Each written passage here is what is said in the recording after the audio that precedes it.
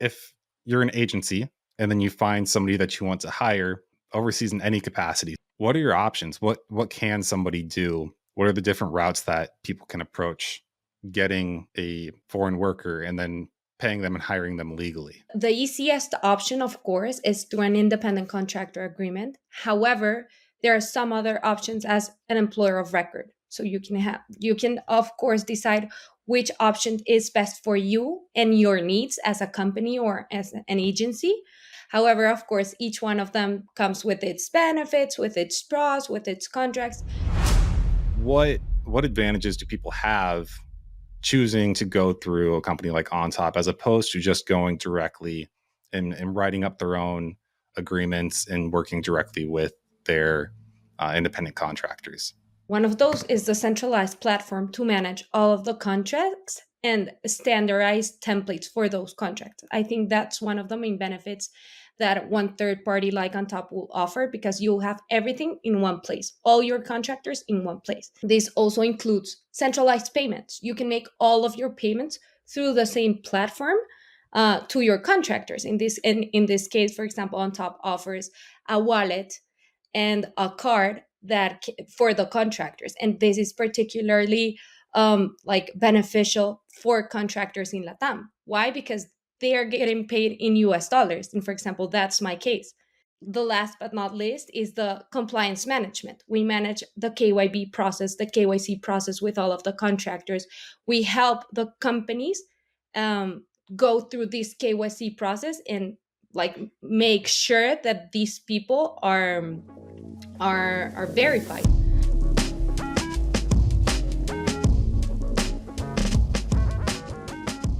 Okay, I wrote down. I've been taking some Spanish lessons, and I wrote down how to pronounce both of your names. So I'll give it my best shot, and you can correct me after I say each one. So first we have Isabel Gaviria. How close Yes, was I? perfect. Oh, perfect. All right. Next one we have Carolina Rincon. Perfect. Good. Yes. Oh, I nailed it. All right. You nailed it. You did. Okay, can each of you two, we'll start with Isabel, can you give us an idea, tell us a little bit about your position with OnTop and how long you've been with the company and a little bit about what you do? Yeah, of course. So right now I've been like over 2 years and a half, a little less, in OnTop. So I was one of the first members of the legal team, and I've been part of the growth of the company. So that has been amazing. Right now, I'm a director of legal payroll in the legal team, and much of what I do is work with the different internal clients that help the revenue from the payroll services that we have in the company. Because just to give you visibility, and Caro can complement me, right now we're organized by two streams of revenue, that's payroll and financial services. And what Caro did within the team was organize the team in those two streams of revenue. So I normally work with customer happiness, with everything related to customer support, to clients, to marketing, product and tech, and help all the internal clients to grow the revenue from the payroll services and improve day by day the payroll services that we offer. So that's part of my role at OnTop right now. Awesome. Cool. Carolina? Thank you, Isa. Yes. So I joined OnTop. This was November 2021. So it's going to be almost 2 years. And I joined, at that point, it was VP of legal. Right now, I grew into the chief legal officer of the company. And as Isa was explaining, what we're doing from for the legal team at this point is to be able to reflect the operation of the company. So right now, the team, to give you an example, the team is split into the main operations of the company, one being payroll, and then the other one being financial services. Isa's on the side on payroll, and then we have another leader, another director that takes care of everything related to financial services. And I work with them. I work with the entire team, but Isa and Rafa, who's the other attorney, those are my main point of contacts. And my job at OnTop is to design the legal strategy for the company, right? To make sure that we understand the operation. And I think this is a very interesting topic. And it's been one of the most, let's say, main priorities that I've had in my agenda as a CLO, and is to make sure that as attorneys, we understand the operation. I tell my team, you need to breathe and leave your internal client, because sometimes as attorneys, right, we understand the law, we have mapped out the different jurisdictions in which we work, right, and each jurisdiction has its own regulation, but we need to have a very, I say, comprehensive understanding of the operation itself. I was in a call before, well, the call that I had before the podcast. I was working with the payments team, and it was a full immersion session for us. So what does that mean? I was telling them, listen, when I was in Colombia, I used to work at Coca-Cola, and the first thing my first day was actually to meet the like the truck drivers at an X, whatever location at 5:30 in the morning. Oh And I would my. go Jeez. with them, right? Throughout whatever, the neighborhoods in Bogota, and I would drop with them the product. So from day one, I was immersed in the operation, right? I think that at Mm. that point for the companies, like everybody that joins Coca-Cola needs to understand what we do, what we sell, how we sell it, main problems, etc. So that's sort of like one of the things that I try to bring into OnTop's legal team, right?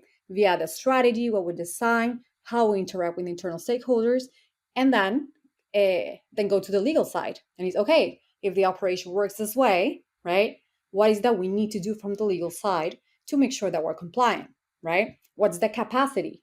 Because one thing is, okay, this is what the law says, and then we have this 3-year-old company that's obviously growing, etc., but that has a certain capacity. So how do I make sure that with the capacity that we have, we are reaching those, let's call them legal milestones? So that's basically a long response to describe the work that I do at the company. Yeah.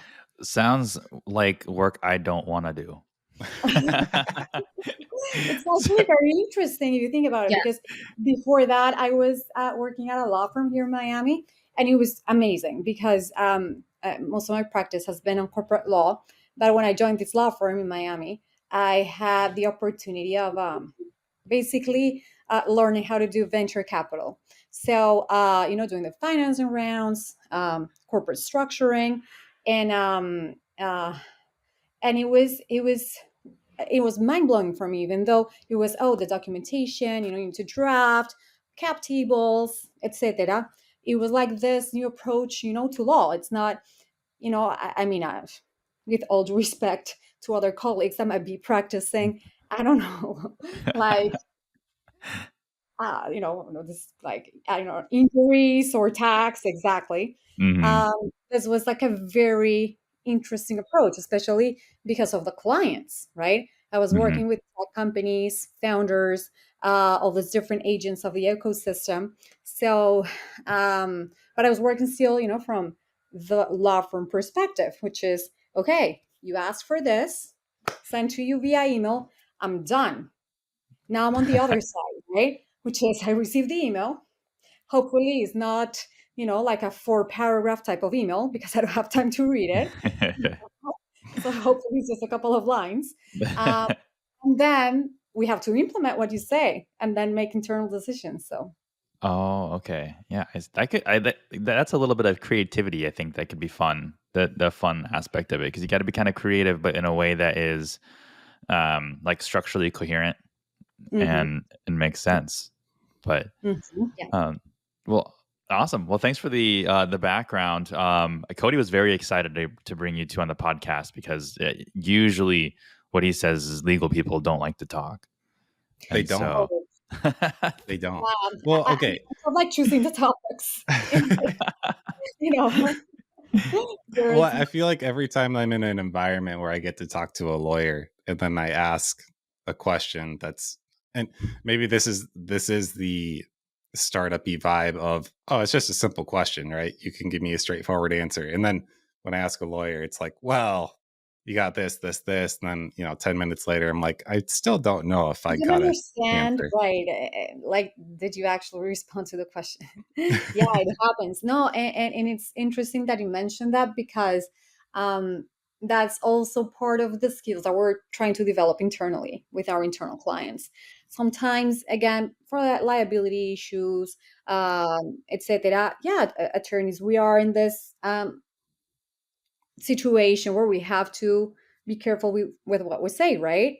That's why I had my initial disclaimer of like, we're not going to be talking about necessarily the law itself or interpretations. Obviously, we want to have, uh, our responses are going to have a legal, connotation to it. But internally, when we have an internal client that, well, I guess has one of the clients that needs something from us, we need to make sure that we're delivering it in the simplest way. Like, we cannot spend an hour discussing, all the, ups and downs and this, etc. No, it's like they need an answer. They need it for yesterday. How do we make sure that we have the capacity to deliver that, right? That they understand what we're saying. Is that this is possible? It's not possible. These are the risks. You're the business. Are you going to make the decision? We did our best to, let's say, like, warn you, etc. But that's definitely one of the skills that we look whenever we're, contracting people for the Mhm. team. That's one of the questions that we ask them is, okay, so you have this law firm background. What are those things that you think that you could improve in terms of communicating to clients if you were to, to work at OnTop's legal team? Like, what are those things? Do you identify? You're switching audiences here. So yeah, it's Oh, an that's cool. important thing. Well, cool. This will be a little bit of an exercise in concise answers then, because I think that Yeah. um, some of the stuff that we've talked up until this point, when you mentioned venture capital and funding rounds and that sort of thing, um, our listeners are familiar with it and know it to some extent. But I think more so, we have more people who are very bootstrapped and starting from zero and working with what they have, which is very little. And so that comes from a different mindset of, I'm growing this with my money, not somebody else's. It's a small business, and that's what we're able to work with. So not only that, but also small. A lot of them are just themselves or just have a small team and they're still growing. So I think some of this is entirely new to them, like it was to us. I remember when we found Lisette, and then we had to figure out a solution to hiring her, and we didn't even know how this worked at all. We knew that people did it, but we didn't know what the options were. So that was actually my first question that I wanted to ask you.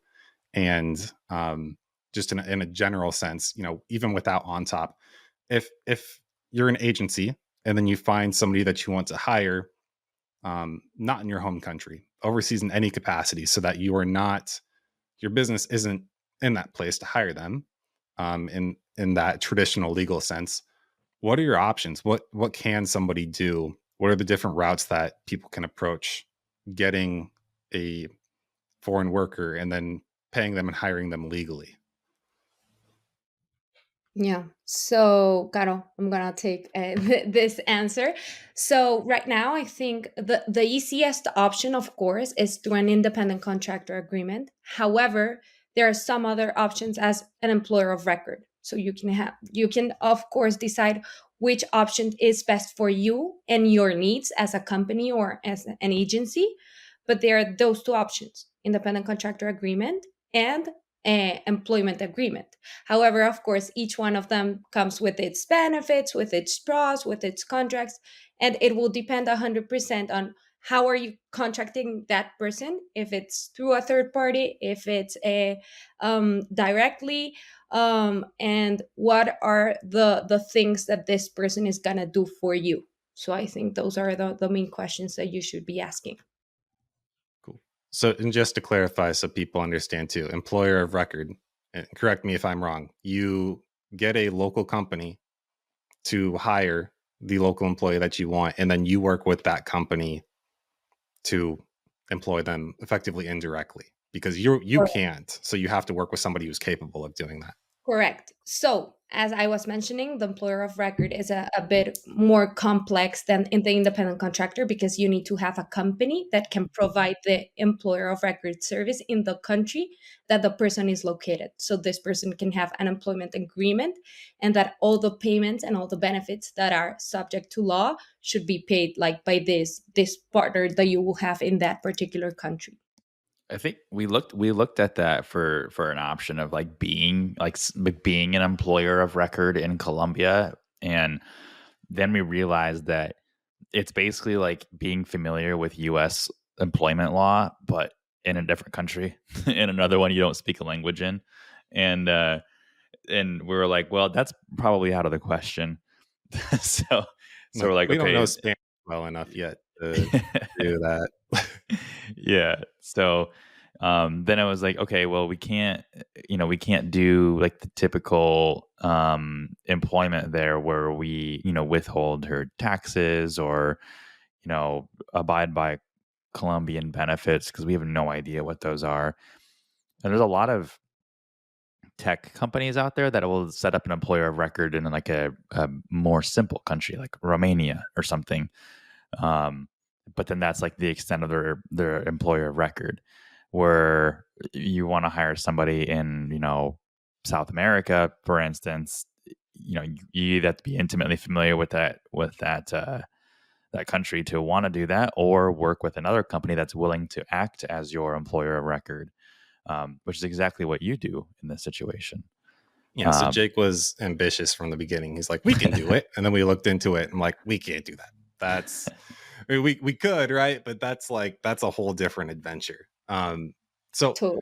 can you say, I think you touched on it a little bit, but just to clarify again too, why or what are the advantages or what are the disadvantages to going one way or the other? And why would an agency want to pick one over the other when they're starting out?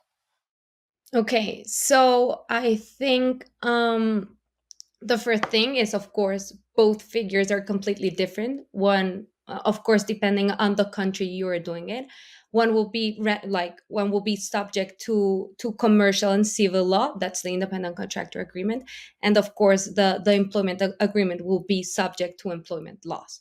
So this will generate different points that you need to take into account. For example, work schedule, and in the work schedule, employees can have work schedule while the independent contractors set their own schedule and their own hours. Taxes, you were mentioning taxes a few minutes ago, and independent contractors pay their own taxes. They are responsible for their own taxes, while employees, normally the company that hires them withholds their taxes, their pay from their paycheck. In particular, then you have benefits. Normally independent contractors don't have benefits with the company, while employees have benefits. Equipment and tools, normally independent contractors work with their own tools, while employees, nor like company provides the tools for the employees. And there are a lot of things that you need to take into account because they differ a lot from one to the other contract, and those are things that need to be taken into account. Caro, I don't know if you want to complement me. Yeah, just to add something, I think that for small business owners and startups, founders, you need to be very clear about the expectations that you have, and that's when then you analyze the different options that are out there. Because if you do not have, I mean, you're just getting started, is your own money, can you afford to have an employee, or is it easier just to go and hire contractors, right? And then just pay them on the go on the services that they're going to give to you on specific deadlines, and then they're done, right? Especially because if you think about it, um, especially, well, specifically for startups, uh, there are things that you need to be thinking about, right? Do I want to hire these people and eventually be in a capacity to give them, stock options? Is that something that I can do? How does it work, for employees, how does it work for contractors, at what point, for example, I should be able to set up a plan if I keep growing, if I raise some capital. So the thing is that, yeah, you have to understand your expectations from the get-go and see, what your plan is. And what happens with startups is that sometimes they just don't, right? But going to, I think, one of the points that you were raising is there's information out there. You don't have to pay, I don't know, a $500, hourly fee to a council to be able to get this information. I mean, you already have acceleration programs. You have different options where you can get this information. That's how it depends on how proactive you are. I remember that obviously there are some hubs, right? Miami being one of them, California, New York.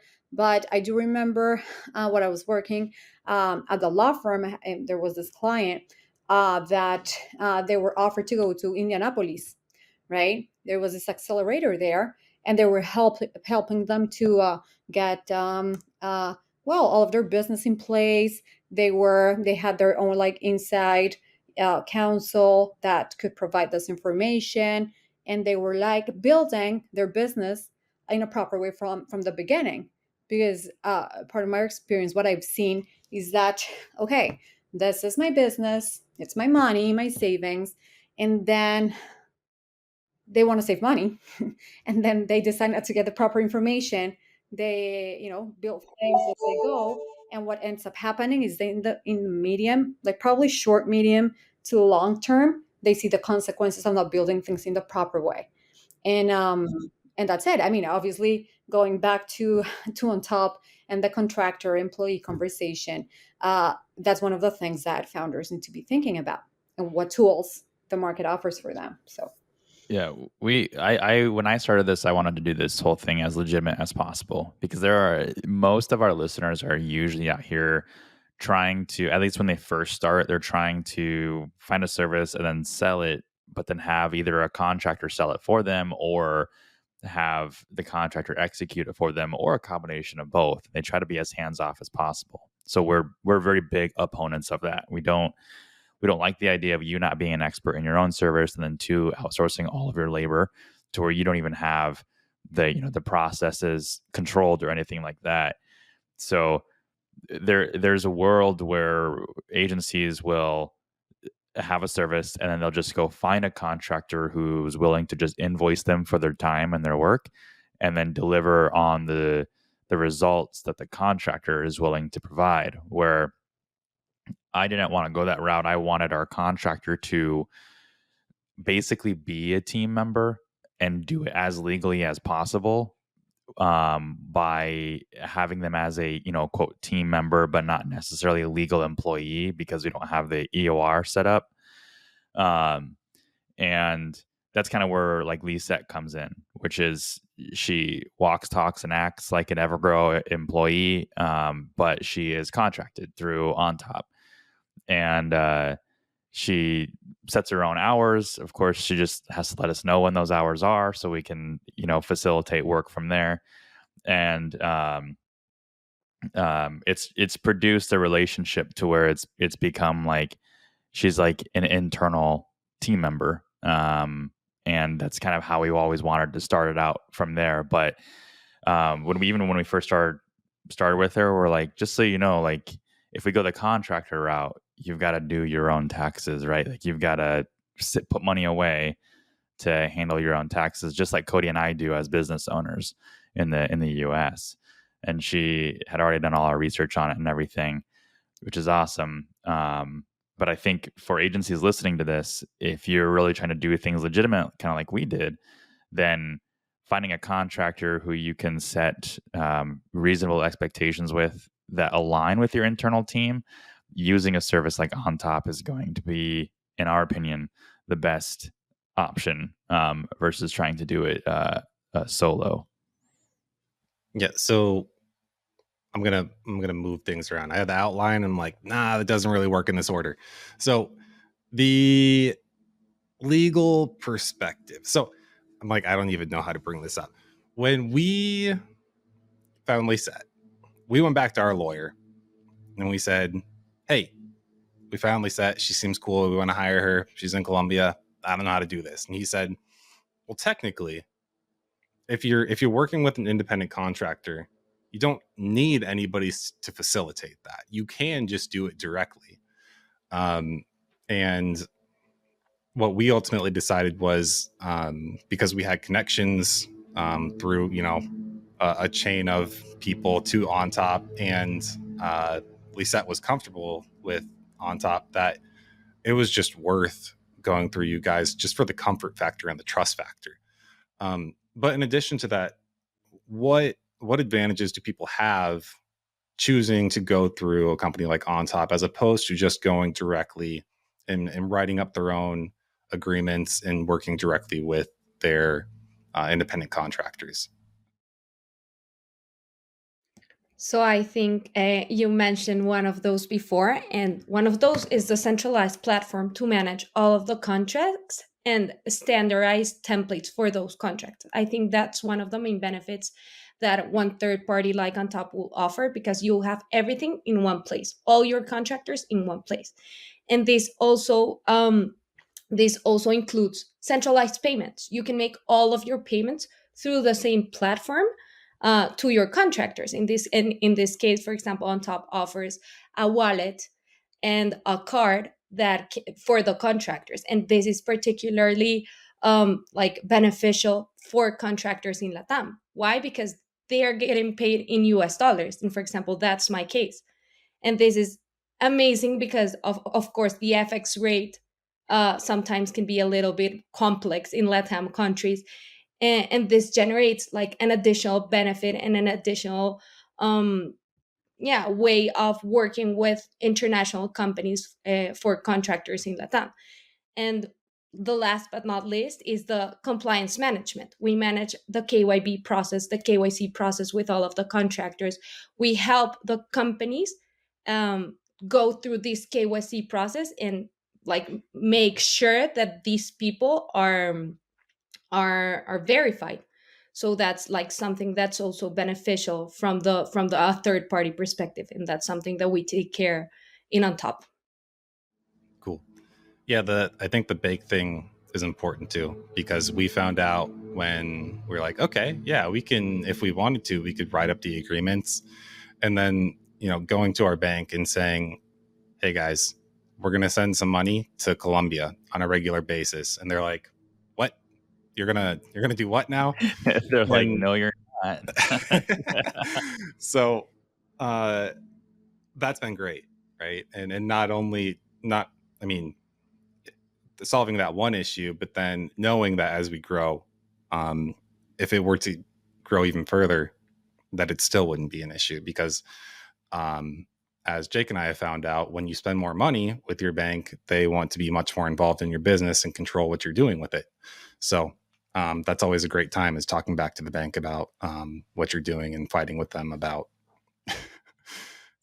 credit limits and transfer limits and all that sort of fun stuff. So, but we've never had an issue when it comes to payments with OnTop anyway. So Great. Cool. Could you, I think a lot of people are going to want to know about the cost structure and how it relates to or corresponds with what would normally be employment taxes. Because what we had found out was we didn't care or go out to try and save money. That wasn't a goal. In fact, we pay everybody pretty much equally, regardless of where they are. And it's not one of the reasons why we were trying to take advantage of it. But we did find that actually OnTop's fees pretty much equivalent to what would normally be employment taxes and what we need to withhold in the US. So could you say in general what the cost structure looks like for using OnTop? Yeah, sure. So right now we offer 3 different products to our contractors. One is EOR. And of course, the like doing the balance is a little bit complex because it depends on the country and it depends on the taxes of each one of the countries. So that's something that we cannot calculate like today.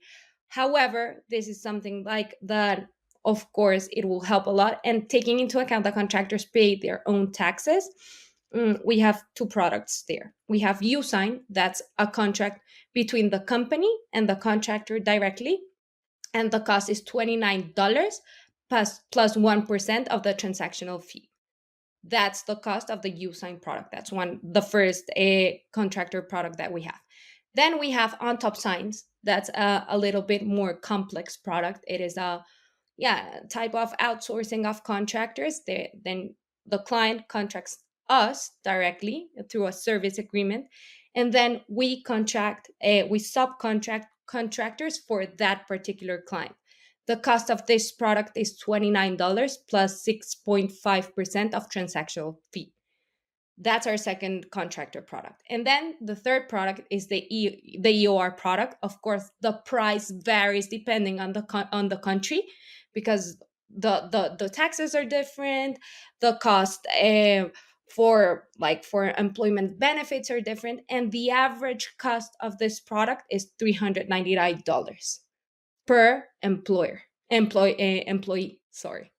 Is that per employee per month or per year? Or? Per month. This Okay. is all of the costs are per month, per contractor in the first two products, and per employee in the last product. Gotcha. Okay. What are the primary differences between the first two products, where the USign and the OnTop Signs? Well, it depends, because USign, the client has the full control of the contractor, is the one that's managing the contract, is the one managing the payments, while in OnTop Signs, OnTop is the one that's signing the contract, that's normally managing like the contract and the payments. Of course, the payments will come by OnTop after the client pays us. But yeah, that's the particular difference. And of course, there are several liabilities that OnTop has in the OnTop Signs contract, while in the USign we mostly act as payment agents.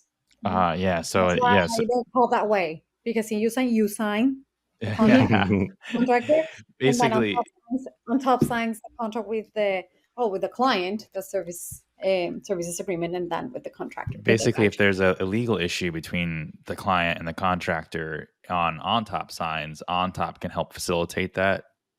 Where if there's like an issue with where a client didn't deliver something in a USign, then it's more falls in that contractor client relationship.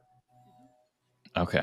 Right. Yeah. In the second option, we depending on the case, but we intervene more in that sense. Yeah. Oh, that's good to know. Are you guys okay to keep going a little bit longer? Yeah. Oh, so we actually, I think that we can probably say 5 more minutes. I already wrote that we will be a little bit late to the next. No worries. Okay. I wanted to just leave an opening for any other tips or things that maybe we're not even thinking of, or other people aren't thinking of when they're getting started. Just miscellaneous advice and how to, avoid legal troubles, and make sure that they are doing things as clean as they can. If there's anything that we hadn't covered that you just want to talk about to make sure our listeners know.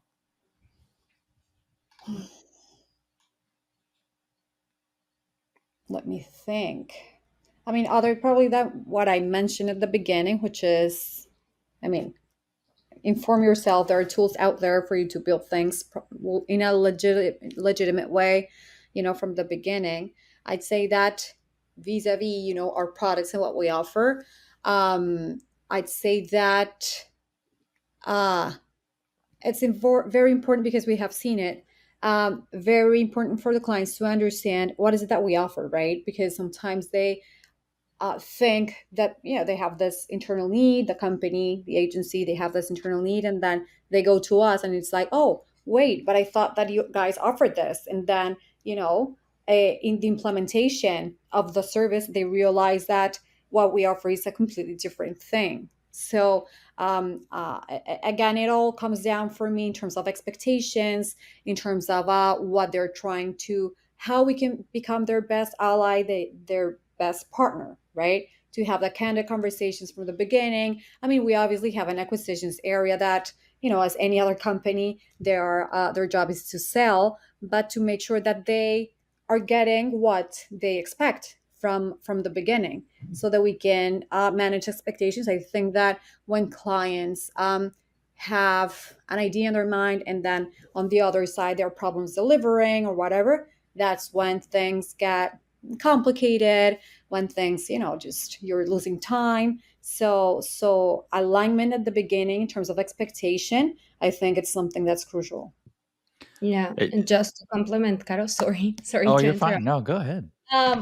Right now, through OnTop, we, from the first time, like aligning those expectations with the clients, we've been working with the acquisitions team to generate those toolkits so the clients understand the product, so the clients know how to use the products in the correct way. I think that's one of the most important things, that the client understands what product they have and how to use that particular product to avoid, of course, potential issues in the future. I think that's one of the most important things. Yeah. And both of you are from Colombia, and I just wanted to say that, like, I think that's where must be where OnTop is based, correct? No, Oh we're no. actually we're a Miami-based company. Yes. Okay, but We how were many countries do actually born you? in Colombia. The Uh-huh. founders are originally from Okay. Colombia, but they're actually living here in Miami. This is where we have a lot of C-level officers, working for the company. So How many countries does OnTop serve? I 100. and 70, I think 170 right now. 170? Oh my gosh. Not And if all of this, the products are available in the 170 countries. However, we Okay. have operations in 170 countries. It depends, of course, on the product that you're looking for in each one of the countries. But yeah, those are the countries that we are operating right now.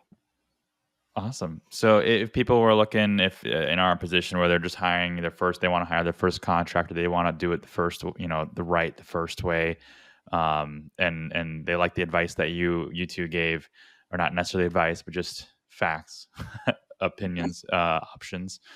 How would they reach out to OnTop? What's the best method to reach out and get connected to someone that can help them? I think they can go into our webpage, is getontop.com, and then they can schedule a call with one of our account managers in the acquisitions team. But yeah, that's the best way. If they want, they can write Or through the Instagram, we do have our profile on Instagram, and we yeah. have obviously teams, behind that, our marketing team. So Instagram can always be a good option. And yeah, usually it's our website, and I think we're very easy to find. If you Google us, we're gonna be probably, the top 3, payroll companies. So that's how, like your normal Joe can reach out to us if they need something, from the company. And one of the things that, that I wanted to end the conversation with is that, for example, in my case, I've worked for, different companies, in-house, law firm, blah, blah, blah. And we are a very committed team. We love what we do. So that's something that you can, that you are going to find at OnTop. You're going to find people that are just willing to take the extra step and help you with anything that you need. Awesome. Okay. Well, thank you two for joining us today. This has been awesome for our listeners. Hopefully, as we always mention, OnTop, it's nice to actually bring OnTop onto the podcast to hear some of the options that they have to set up their agency correctly. But, great. Happy to be here. Thank you so much for the invitation. Yeah. All Thank you, right, guys. everyone. Appreciate Thanks it. for listening.